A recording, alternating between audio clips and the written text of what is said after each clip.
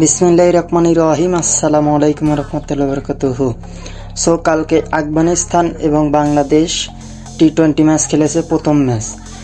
So Bangladesh কিন্তু ICC র্যাঙ্কিংয়ে 1 নম্বর দল, পয়েন্ট টেবিলে 1-এ আছে।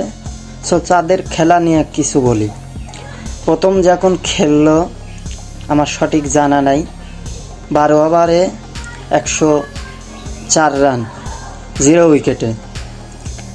সো তারপরে একটা উইকেট গেল, মিডিল ওভারে এসে যারা খেললো, জাকির হাসান বলেন আরও অন্যান্য প্লেয়ার হয়তো আমার মনে নেই, তারা কি ছিঁড়তে এসেছিল? এমনি কি আমি বলি যে বাংলাদেশ ছিঁড়া দল?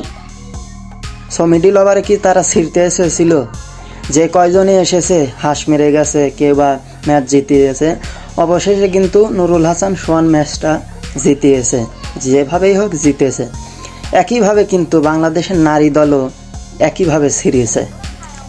তারাও কিন্তু 129 রানের টার্গেট নিয়ে লাস্ট ওভার পর্যন্ত খেলতে হয় পাকিস্তানের সাথে, যেটা ওয়ার্ল্ড কাপ, মেয়েদের ওয়ার্ল্ড কাপ হচ্ছে, সেই ওয়ার্ল্ড কাপে কিন্তু 129 রানের টার্গেট নিয়ে বাংলাদেশের মেয়েরাও লাস্ট ওভার পর্যন্ত খেলে।